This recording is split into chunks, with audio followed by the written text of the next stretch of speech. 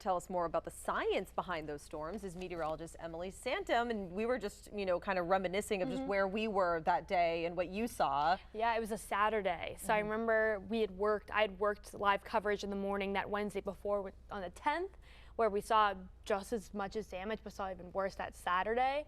I was at the Portland Headlight in Cape Elizabeth, and I've never seen waves that large in my entire life. I posted videos on social media.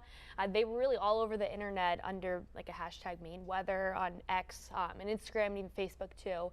There was a lot going on. You were just talking about how you were down near the coastline as well, Jeff. Yeah, and again, at Portland Headlight, I mean, it knocked out some windows. Yeah. Which you don't see it that often. Yeah, it damaged the lighthouse, and it damaged a lot of lighthouses, but like along the coastline. Pemmiquid, yes, and this was a very remarkable event, and I don't know when we'll see an event like this one, just because there were a few little meteorological aspects that we can talk about right here. So this was actually the highest high tide ever in Portland history. It happened a year ago today exactly on January 13th. Water levels in Portland rose to 14.57 feet, beating out the blizzard of 1978 at 14.17 feet.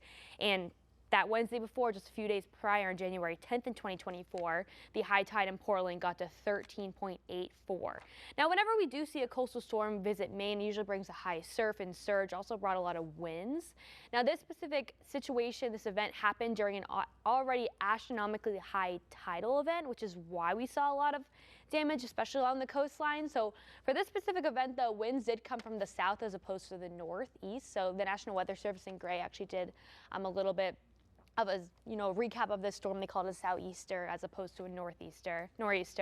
Here are a couple of the top wind gusts around the state from that day. Rangeley, we had a wind gust of 78 miles per hour. The Jetport, 53. In Portland, Cape Elizabeth, 42. Now the storm that happened on January 10th, though, the winds were much, much higher. We had some 90 mile per hour wind gusts, some 80 up in Rangeley. It was definitely a storm to remember those 2 days, really.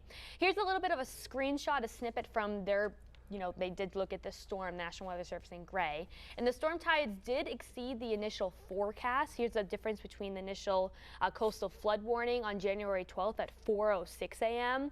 They were forecasting that the tide would get to around 14.1 feet. And then they issued another coastal flood warning only a couple hours later, just after 1 o'clock on the 12th. And they were forecasting about a 14.3 feet record. That's what they were forecasting, that it was going to be a record and beat out the blizzard in 1978. There was unprecedented flooding. There was sea foam everywhere. Storm surge reached 3.4 feet, which was the 9th highest. And the January 10th, the first storm, reached 4 feet, which was the 3rd highest storm surge ever in Portland history. And as we saw from Asia, and we've probably seen, the fish shacks in South Portland. That's a very popular video. From this event, a lot of the beaches and Will's homes are still damaged and trying to come back from that today. And not just that, environmentally. I mean, you're talking about the sand dunes and a lot of the sand, that just got washed out too. So, which that really caused some major problems.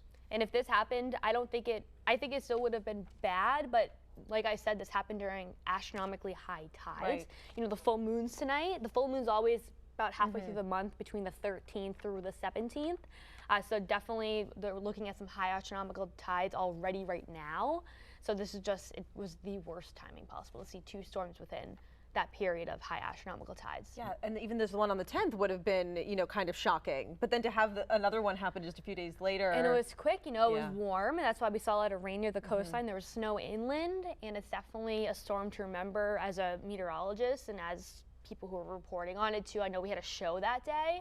I think Christian was at Pemmiquid Point during that day for our show. So, it's very interesting. I think that's the last time we had a show in a weekend for weather, knock on wood. But and not to take anything away from another major event, but this was really kind of a perfect storm too, with everything that kind of aligned up with the astronomical tide and the high winds and everything else. We were in the wrong spot at the wrong time. Yeah. Wrong place at the wrong time. All right. Yes. Well, really interesting, Emily. Thank you so much. Yeah. And by the way, if you have any weather-related questions, it's easy to do. You can ask